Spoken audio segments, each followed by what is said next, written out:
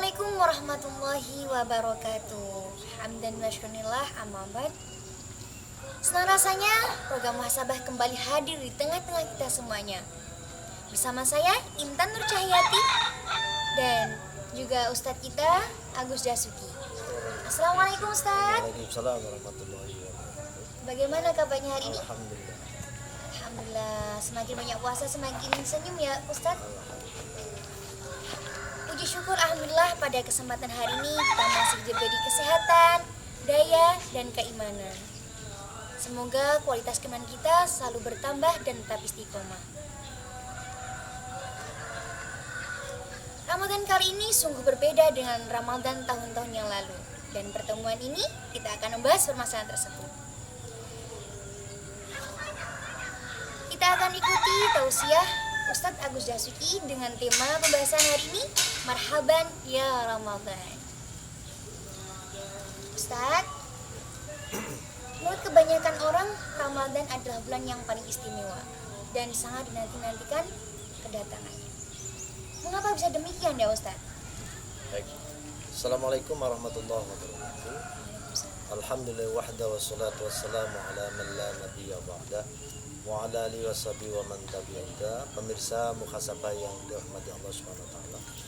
Untuk menjawab pertanyaan kali ini, mengapa Ramadan ditunggu oleh setiap manusia, bahkan tidak hanya oleh manusia, oleh manusia makhluk baik yang ada di langit dan bumi.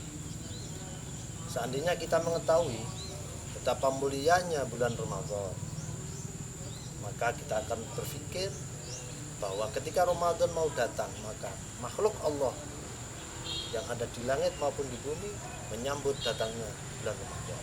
Oh, berarti bukan hanya manusia saja ya Ustaz? Bukan hanya manusia, seluruh alam semesta. Di dalam sabdanya Rasulullah Muhammad SAW menerangkan, "Idza jaa Ramadhana futihat abwabul jannah wa ghuliqat abwabun nar wa sufidati syayatin." Ini berarti bahwa Ramadan itu menjadi tiket, menjadi karcis kita semua untuk membuka pintu surga dan menutup rapat pintu neraka. Di dalam hadis yang lain Rasulullah juga mengatakan bahwa Ramadan merupakan bulannya umat manusia atau menjadi sayyidus syahri, menjadi pemimpin daripada segala bulan yang ada di bumi. Oh iya Ustaz, sayyidus syahri itu apa ya Ustaz? Ramadan merupakan salah satu dari arba'atun hurum, 4 di antara bulan-bulan yang dimuliakan oleh Allah Subhanahu wa taala.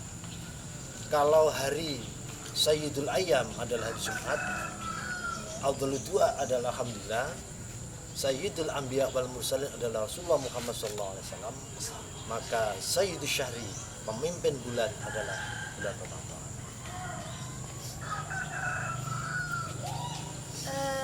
Mengapa bulan Ramadan itu kok disebut bulannya umat ya Ustaz?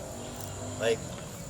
Di dalam sabda Rasulullah mengatakan, Ar-Rajabu syahrullah was-Sa'banu syahri wa Ramadhana syahru ummati. Kata Rasul, Rajab itu adalah bulannya Allah Subhanahu wa taala karena di situ terjadi peristiwa Isra dan Mi'raj. Turunnya perintah Allah berupa salat. Asy-Sya'ban syahri, Sya'ban itu bulannya Rasulullah Muhammad SAW, sedangkan Ramadan adalah bulannya umatku, kata Rasulullah. Karena pada bulan Ramadan itu pahala ditingkatkan, saatnya kita untuk menggali pahala sebanyak-banyaknya. Berarti kesempatan kita itu berada di bulan Ramadan. Betul. Subhanallah, menurut Ustaz tidak bisa dipungkiri lagi dan adanya bahwa bulan Ramadan adalah bulan yang paling istimewa dan sangat dinanti-nantikan datangnya. Bukan hanya manusia, tapi juga hewan dan tumbuhan juga menantikannya.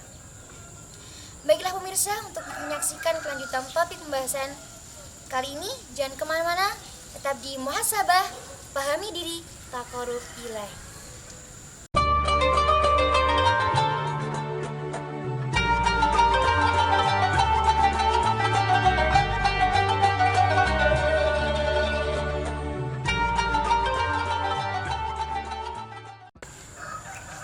Kembali lagi bersama kami di program Muhasabah, pahami diri, taqarrub ilahi. Ustadz, tadi kita sudah membahas penyambutan Ramadan oleh mandat Allah. Dan sekarang kita akan membahas pahala yang diperoleh makhluk Allah yang telah menyambut Ramadan dengan sukacita. Bagaimana ya Ustadz melalui itu Pak? Baik, para pemirsa muhasabah yang dirahmati Allah Subhanahu wa taala, bagaimana pahala yang diberi oleh manusia ketika manusia senang atau gembira terhadap datangnya bulan Ramadan. Di dalam hadisnya Rasulullah menyebutkan, man farika bidukhuli Ramadan haramallahu jasadahu ala nira.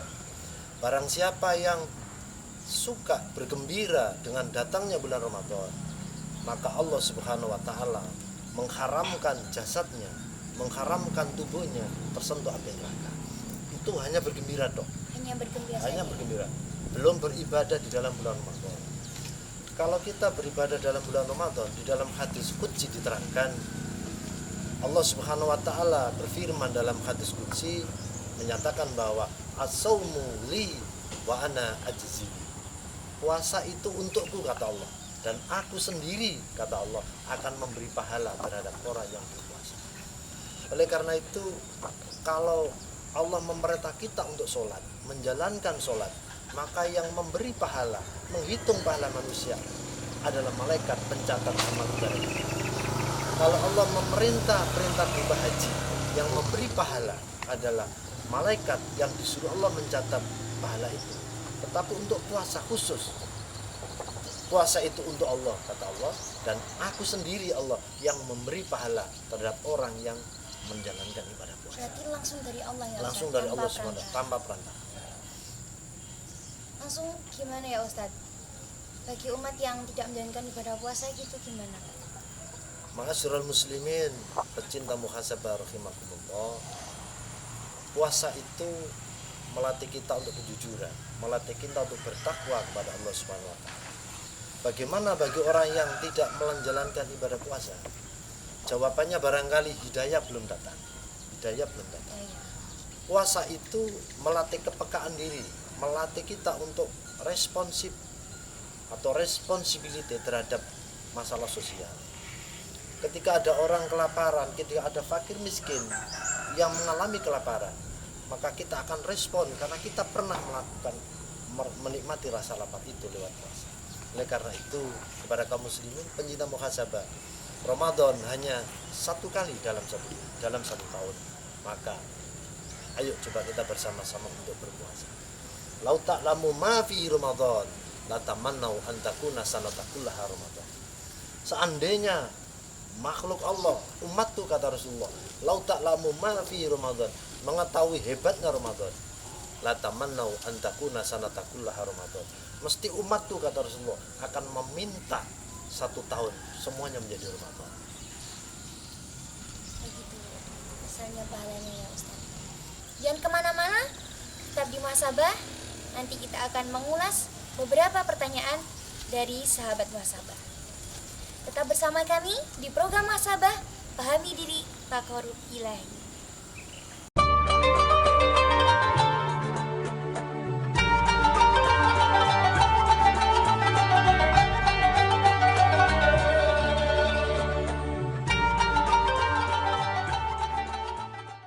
Kembali lagi bersama kami di program acara Muhasabah, pahami diri, taqarrub ilahi.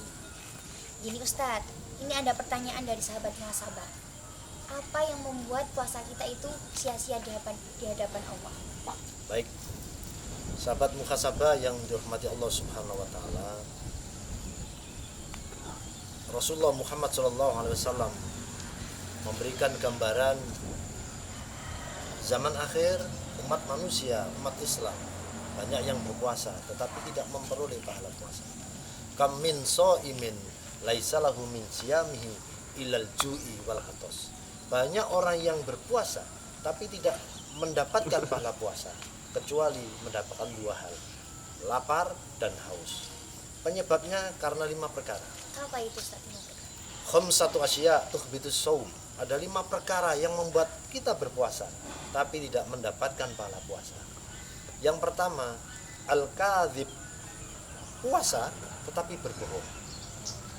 Yang nomor 2, ghibah, berpuasa tetapi kita melakukan ghibah, ngerasani, mengguncing sesama manusia.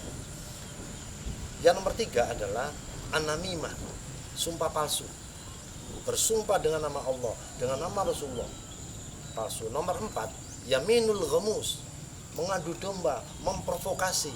Di dalam bahasa kita sehari-hari kita sering mengupload suatu yang hoak, itu juga termasuk yaminul ghamus. Dan yang nomor 5 adalah an-nadharu bisyahwat, melihat lawan jenis, laki melihat perempuan atau sebaliknya, kemudian timbul syahwat di dalam dirinya, maka itu juga menghilangkan pahala puasa.